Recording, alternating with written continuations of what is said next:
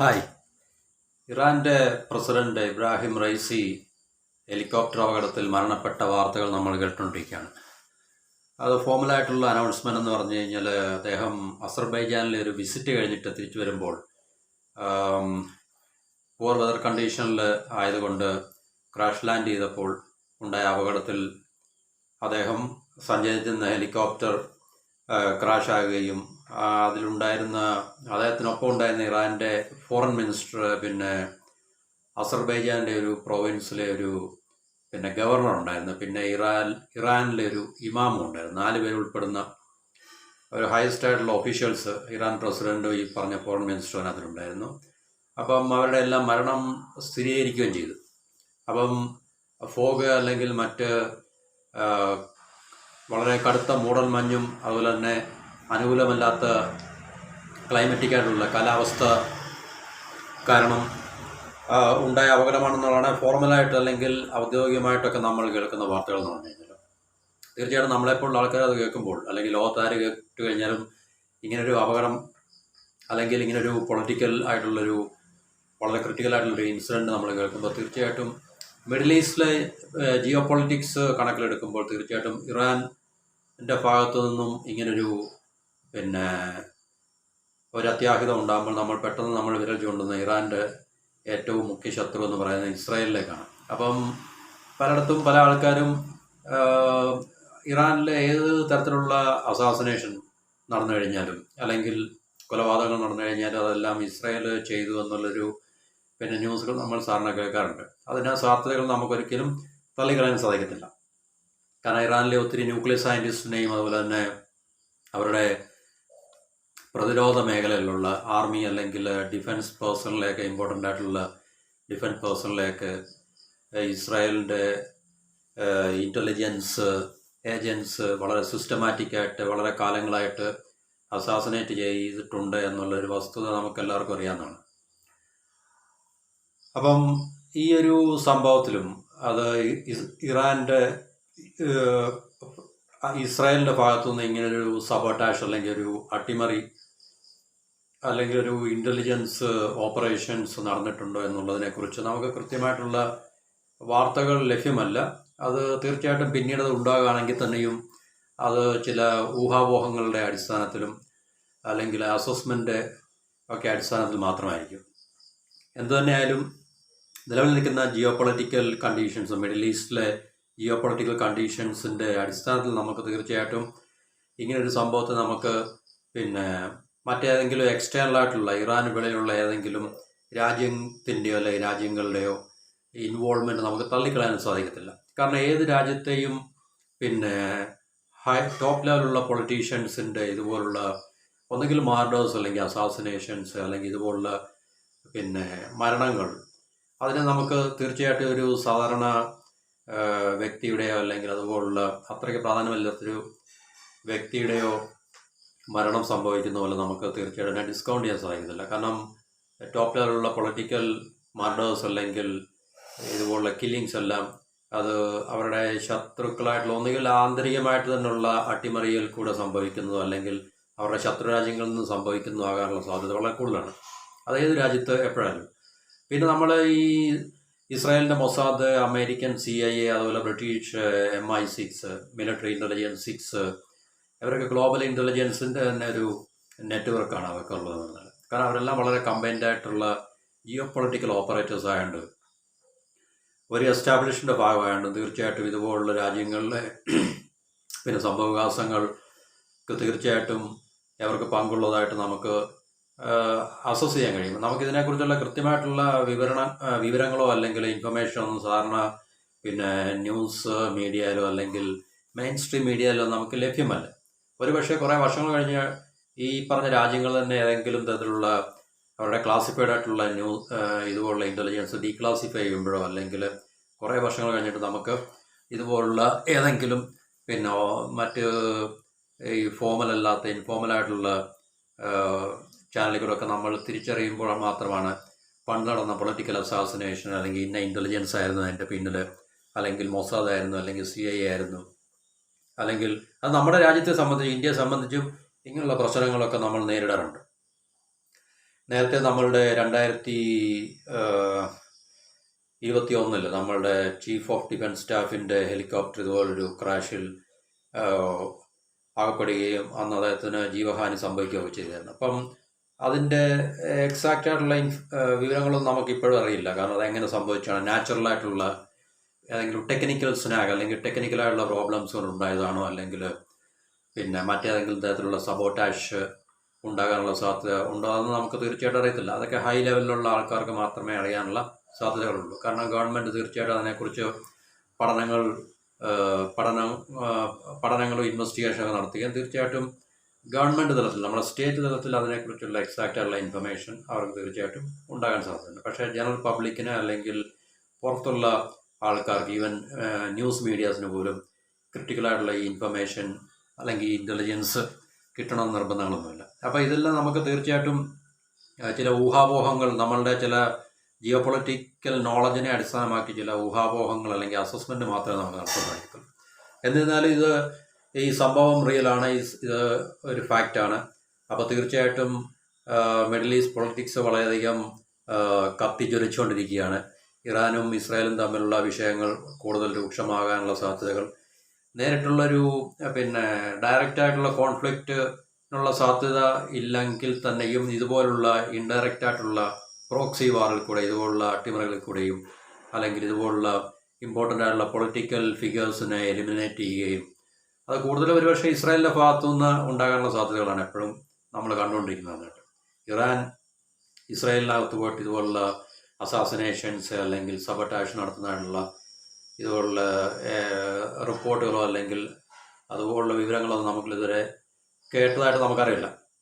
അപ്പോൾ ഇദ്ദേഹം അസർബൈജാൻ തിരിച്ചു വരുന്നത് കാരണം ഇറാനും അസർബൈജാനും തമ്മിൽ വളരെ അടുത്ത ബന്ധങ്ങളാണ്. അസർബൈജാനും അർമീനിയയും തമ്മിൽ പ്രശ്നങ്ങൾ നടന്നുകൊണ്ടിരിക്കുകയാണ്. അപ്പോൾ തീർച്ചയായിട്ടും ഇറാൻ അസർബൈജാൻ്റെ കൂടെ ആണെങ്കിൽ അർമീനിയയുടെ കൂടെ ആരാണെന്നുള്ള കാര്യം നമുക്ക് മനസ്സിലാക്കാം. അസർബൈജാനും അർമീനിയയും തമ്മിൽ നല്ല ജിയോ കോൺഫ്ലിക്റ്റ് നടന്നുകൊണ്ടിരിക്കുകയാണ്. അപ്പോൾ അവിടെ എന്തൊരു ഡാമിൻ്റെ, ഇറാൻ്റെ നേതൃത്വത്തിൽ എന്തൊരു ഡാമിൻ്റെ കൺസ്ട്രക്ഷന്, അതുമായിട്ട് ബന്ധപ്പെട്ട എന്തോ ഓപ്പറേഷൻ, അതെന്തോ സൂപ്പർവൈസ് ചെയ്യാൻ അങ്ങനെ പോയിട്ട് തിരിച്ചു വരുന്ന കൂട്ടത്തിലാണ് ഇദ്ദേഹത്തിൻ്റെ ഹെലികോപ്റ്റർ ക്രാഷ് ഉണ്ടാകുന്നത്. ഈ ഹെലികോപ്റ്റർ എന്ന് പറഞ്ഞാൽ പണ്ട് അമേരിക്ക 40 വർഷങ്ങളോളം പഴക്കമുള്ള ഒരു അമേരിക്കയുടെ ബെൽ ഹെലികോപ്റ്ററാണ് എന്ന് പറഞ്ഞാൽ.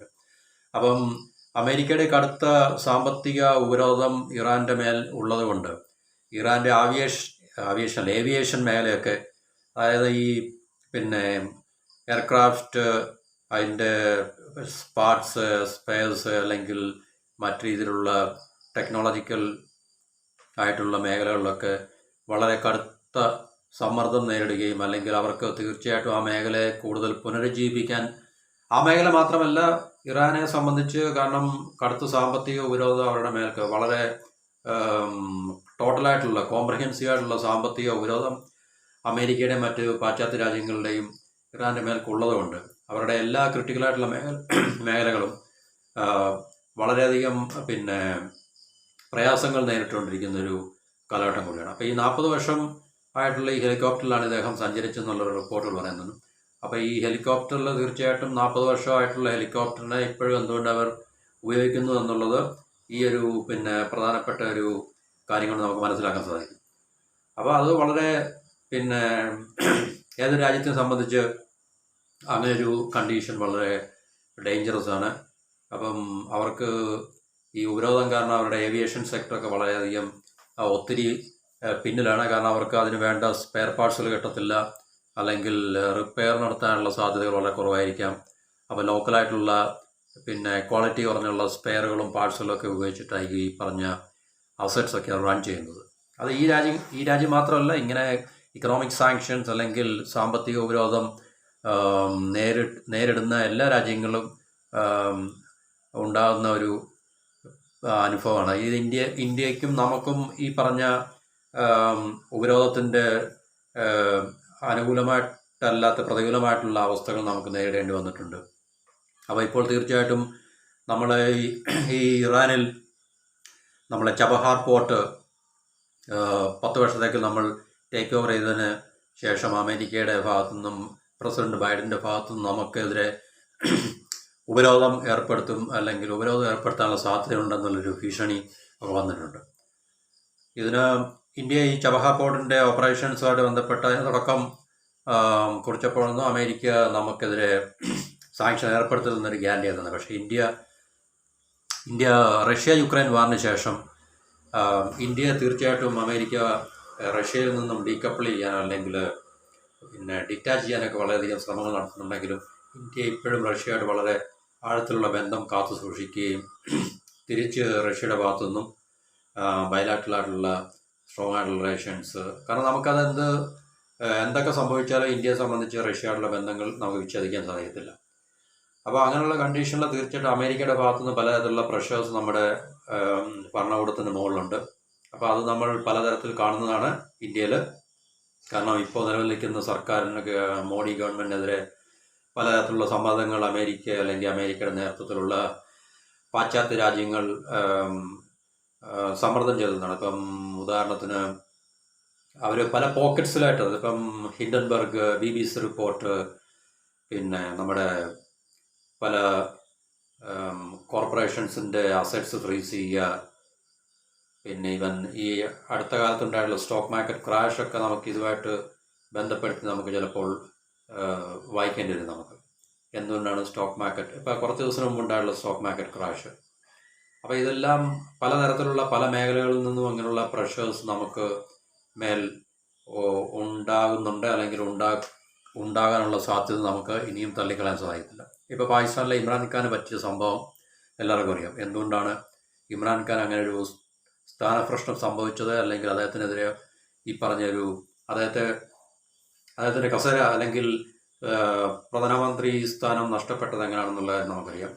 അദ്ദേഹം പിന്നെ റഷ്യ യുക്രൈൻ വാറിലെടുത്ത് സ്റ്റാൻഡ്, അപ്പോൾ ഇതുമായിട്ടൊക്കെ നമ്മൾ കൂട്ടി വായിക്കുമ്പോൾ തീർച്ചയായിട്ടും അത് നമുക്ക് മനസ്സിലാക്കാൻ സാധിക്കുന്നതാണ്. അപ്പോൾ ഈ ഇറാൻ്റെ കാര്യത്തിലും നമുക്ക് തീർച്ചയായിട്ടും ഇതുപോലുള്ള ഇസ്രായേലിൻ്റെ ഭാഗത്തു നിന്നുള്ള ഡയറക്റ്റായിട്ടുള്ള കോൺഫ്രണ്ടേഷൻ അവർക്ക് തീർച്ചയായിട്ടും അത് സാധ്യമല്ല എന്നുള്ളത് വളരെ സ്പഷ്ടമാണ്.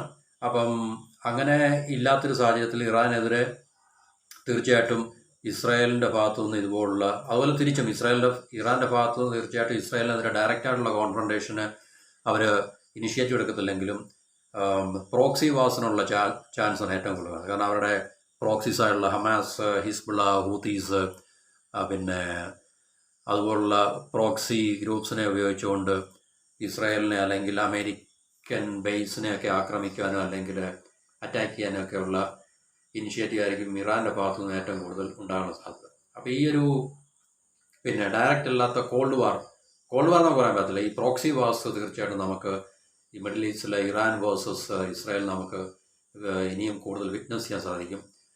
അപ്പം അത് എത്രത്തോളം ഒരു ഡയറക്റ്റ് കോൺഫ്രണ്ടേഷനിലേക്ക് അല്ലെങ്കിൽ ഒരു തുറന്ന യുദ്ധത്തിലേക്ക് പോകും എന്ന് നമുക്ക് ഇപ്പോൾ പറയാൻ സാധ്യമല്ല. പക്ഷേ തീർച്ചയായിട്ടും അവിടുത്തെ പിന്നെ ജിയോ പൊളിറ്റിക്സ് വളരെ ഹീറ്റപ്പ് വളരെയധികം ചൂട് പിടിച്ചിരിക്കുന്ന ഒരു കാലഘട്ടമാണ്. അത് തീർച്ചയായിട്ടും ഈ ഒരു സംഭവത്തോടുകൂടി എന്തായാലും അതൊരു കൂളോഫ് പീരീഡിലേക്ക് പോകുന്നു, അല്ലെങ്കിൽ അതിനൊരു അയവ് വരുമെന്ന് നമ്മൾ തീർച്ചയായിട്ടും നമുക്ക് പ്രതീക്ഷിക്കാൻ സാധിക്കത്തില്ല. അപ്പം ഇതൊരു പിന്നെ ഏത് തരത്തിലുള്ള സ്ട്രാറ്റജിയാണ് ഈ പറഞ്ഞ രണ്ട് രാജ്യങ്ങളും പരസ്പരം ഉപയോഗിക്കുന്നത് എന്നുള്ളത് നമുക്കിനി കാത്തിരുന്ന് കാണാൻ മാത്രമേ സാധിക്കൂ. അപ്പം ഈ ഇസ്രായേൽ ഇറാൻ കോൺഫ്രണ്ടേഷൻ അല്ലെങ്കിൽ ഈ പറഞ്ഞ പിന്നെ അവർ തമ്മിലുള്ള ഈ പരസ്പരം അങ്ങോട്ടും ഇങ്ങോട്ടുള്ള യുദ്ധം അല്ലെങ്കിൽ യുദ്ധസമാനമായിട്ടുള്ള ഈ അന്തരീക്ഷം എന്ന് പറയുന്നത് തീർച്ചയായിട്ടും ജിയോഗ്രഫിക്കലായിട്ടുള്ള അല്ലെങ്കിൽ പർട്ടിക്കുലർ മിഡിൽ ഈസ്റ്റ് പൊളിറ്റിക്സിൻ്റെ ഏറ്റവും പ്രധാനപ്പെട്ട ഒരു കോമ്പോണൻ്റാണ്.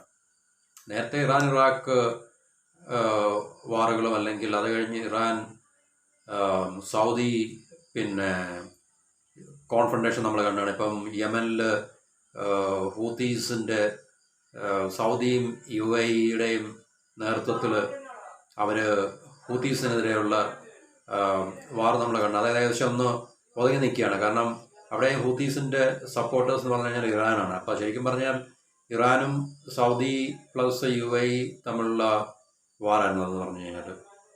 അപ്പോൾ വാർ തിയേറ്റർ തൽക്കാലം അവിടുന്ന് ഇപ്പം ഗാസയിലേക്കും അല്ലെങ്കിൽ ഈ പറഞ്ഞൊരു ഏരിയയിലൊക്കെ ഇപ്പോൾ ഷിഫ്റ്റ് ആയിട്ടുണ്ട്. അപ്പോൾ ഇതിനകത്ത് തീർച്ചയായിട്ടും ഈ ഷോർട്ട് മീഡിയം ടൈമിൽ ഇതിന് രായ വരാനുള്ള സാധ്യത വളരെ കുറവാണ്. കാരണം ഇത് ഇതിനകത്തിൽ ഏർപ്പെട്ടിരിക്കുന്ന രാജ്യങ്ങളുടെ അല്ലെങ്കിൽ ഈ പറഞ്ഞിട്ടുള്ള ജിയോ പൊളിറ്റിക്കൽ പ്ലെയേഴ്സിൻ്റെ ലക്ഷ്യങ്ങൾ തീർച്ചയായിട്ടും അവർക്ക് അതിൻ്റെ ഒരു കംപ്ലീഷൻ നമുക്ക് കാണാൻ സാധിക്കുന്നില്ല. അപ്പോൾ ആ കംപ്ലീഷൻ അതിനൊരു തീർപ്പുകൽപ്പ് ഉണ്ടാകാതെ ഈ പറഞ്ഞ ഒരു ജിയോ പൊളിറ്റിക്കൽ കോൺഫ്രണ്ടേഷൻ നമുക്ക് തീർച്ചയായിട്ടും അയവ് വരുമെന്ന് നമുക്ക് പ്രതീക്ഷിക്കാൻ വേണ്ട. പക്ഷേ ഇറാൻ്റെ ഭാഗത്തുനിന്ന് ഏത് തരത്തിലുള്ള റെസ്പോൺസ് ഉണ്ടാകും എന്നുള്ളത് നമുക്ക്, കാരണം ഇങ്ങനെയുള്ള ക്രിട്ടിക്കലായിട്ടുള്ള ഇൻഫർമേഷൻ അല്ലെങ്കിൽ ഇൻ്റലിജൻസ് ഒന്നും ഒരിക്കലും ഒരു രാജ്യം പുറത്തുവിടത്തില്ല.